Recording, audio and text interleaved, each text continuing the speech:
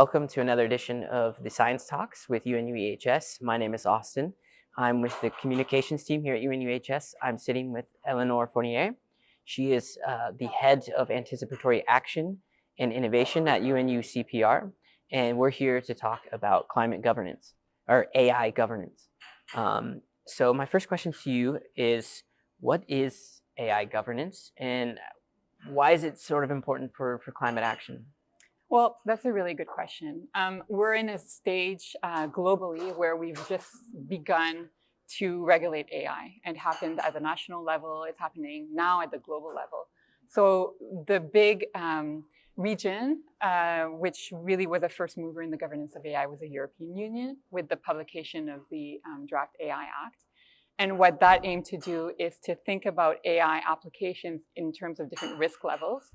And when AI applications were considered high risk, then they should be thoroughly audited and certified before they were deployed to the public.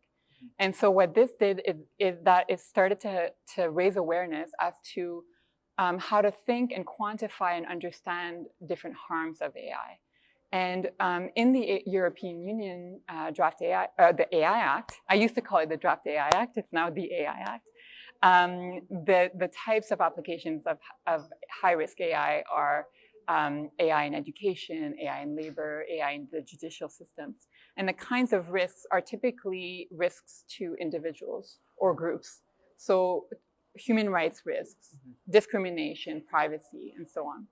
And so where we're having this conversation now is that we need to start thinking about climate risks more thoroughly as embedded in AI regulations and AI governance. And what the UN is doing is now a process of thinking through what a global governance of AI would be. So in the European Union, it's great. There's already something happening, and people in the European Union would be somewhat protected in terms of their human rights. But in other regions around the world, the protections and the governance is quite spotty. So one of the elements here is to mitigate risks and to protect people around the world. The other area of AI governance, obviously, is to harness the opportunities of AI. And that's where climate action really comes in as well. And where the UN really wants to go is to ensure that there's a mechanism by which countries in developing countries in the global south are supported in developing their own AI ecosystems and in really harnessing the opportunities of AI for climate action. And so one of the really big things that I'm working on is this idea of fostering, supporting local AI ecosystems around the world. And by doing that, we're diminishing this one of the big risks of AI, which is power concentration. Only, the wealth and the bulk of the development happens in a couple of countries or in a couple of companies around the world. So when we foster local AI ecosystems, we can also foster specific implementations of AI or AI innovations that are going to support climate action. And then they would support prevention of climate change, we hope. They would also support adaptation, and they would also support mitigation of risk to more vulnerable communities. Okay. So what might be some particular challenges to that work? That seems quite a hefty task to kind of bring it into sort of more development angles. Yes, of course. So there's a lot of conversation in New York, where I'm based, where we say, and diplomats from all around the world say that there's no AI happening in developing countries. And it's really, really not true. And I think just saying that is very misleading and is a big risk, because that means that we're not recognizing the innovations that are happening. And if we don't recognize them, then we can't support them. So the first thing, I think, the critical thing, is to understand that there's immense amounts of innovation and even climate-related innovation happening in Indonesia, in South Africa, in Brazil. Once we know that, I think it's important to think about how the international community can really support the different parts of these local AI ecosystems. So that takes, venture capital funding. That takes funding from the multilateral system and from international financial institutions, regional banks, for example.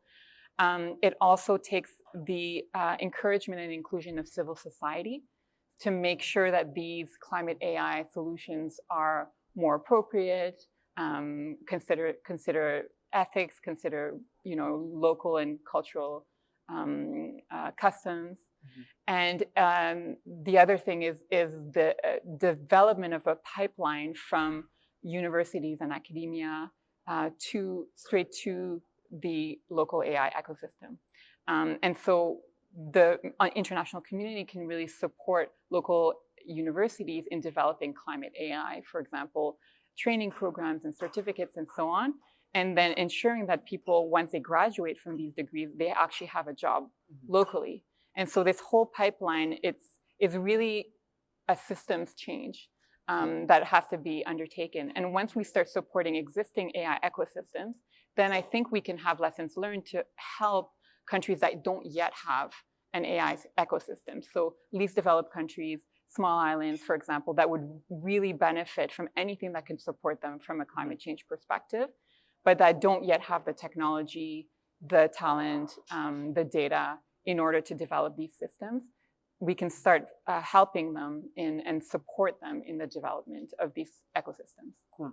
Yeah, I think that's a really great thing. That leads me to my next question, my last question. I'll leave it at that. What is the role of education here in this? I think your answer kind of speaks to that as well. And after all, we are a university. We have an education component to us. So yeah, how important is education in this regard? I think education is really critical. I've been a data scientist. I worked as a data scientist in AI, and I kind of transitioned to AI policy, like many people, I think, because I started asking myself some questions and worrying about the ethics of what we were doing in certain contexts. And I think that from engineering schools and computer science schools and data science schools, there's still not enough training and understanding of the climate impacts of the technologies that are being developed. So I think there's two sides. There's one, training engineers and computer scientists to develop solutions to address climate change, and I think that's great. And there's a lot, forecasting food insecurity, forecasting climate crises, and even other kinds of effects like biodiversity and so on. But then there's the other side of thinking, can you develop tools that are also considerate of climate effects? Yep. Because that's one of the things that we talk about a lot, is that the recent AI tools that have been developed are the ones that are the worst for the environment. So even though this issue of the climate crisis is really increasing on the global agenda, and we're talking about it more and more and more, and we're starting, unfortunately, to really feel the effects, we're seeing AI going in another direction, right? Where we're seeing AI actually having a bigger carbon footprint and being less respectful of the environment. And so that, for me, is where education needs to be critical in really ensuring that computer scientists have that training, and it's part of their almost ethics of the profession that they are in. And then the other side is that people in policy need to understand what AI is and what data is. Otherwise, they're never going to be able to speak to each other. Yeah. No, I think that's a great answer. It shows the complex relationship, I think, where you've got AI governance on one hand, you've got AI solutions going forward on the other, and then, as you say, kind of building capacities in different places to make that all meet and mesh together in a better way for the future. We'll leave it at that. Thank you so much for your time, Eleonore. We look forward to bringing you guys another science talk here in the near future. Thank you. Thank you very much. Yeah. It was great to be here. Awesome.